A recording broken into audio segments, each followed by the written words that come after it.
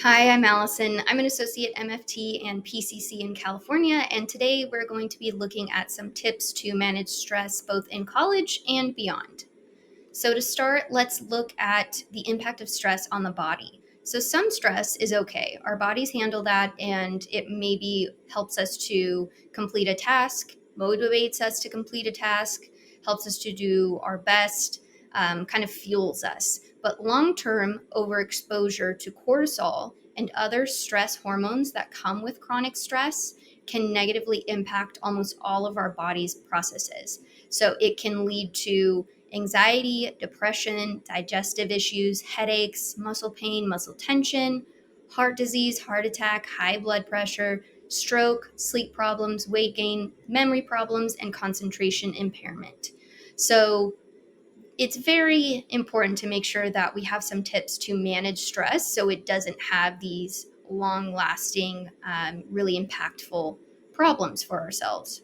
And on top of that, chronic stress can also impact our immune system and make it harder to fight off illnesses, which maybe makes sense when you're in college why you get sick so often.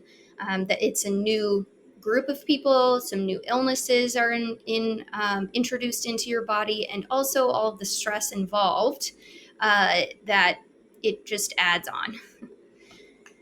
So, managing stress, first of all, see it as one task at a time. Um, Looking at all of the assignments that you have in every class can feel really overwhelming. Maybe even you go into fight, flight, or freeze mode. So, to combat this and to help kind of have a game plan and to not feel so stressed out by all of the expectations, you can list out all of the tasks that you need to complete and list them out into smaller steps as well. And then maybe prioritize for what is most important, what's going to take the most amount of time, what is going to be due sooner. And having these smaller steps that you can check off as you go helps to feel a sense of accomplishment along the way and to feel hopefully less stressed and that you are being productive in completing tasks. Next, we're going to look at self-care. Super important.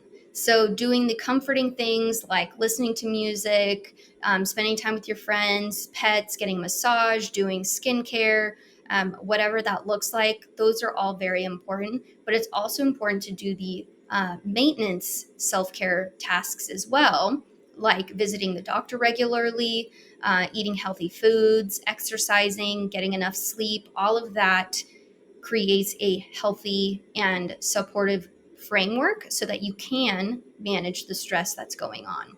And notice too, when you get less sleep or you're doing less of any of these things, you likely are feeling more stressed at the time. So, allowing yourself to take a break during the task or whatever is stressing you out can actually help you perform better and complete that task. Talking about taking a break, um, scheduling in short breaks while you're studying is really helpful in that it gives your brain and your body a chance to rest and really absorb the information. So it's okay to take a short break while you're studying. Sometimes it's better. That way it's not all focus, focus, focus, high levels of stress at all times, but you give yourself a little bit of a chance to breathe, to not be in that stress mind.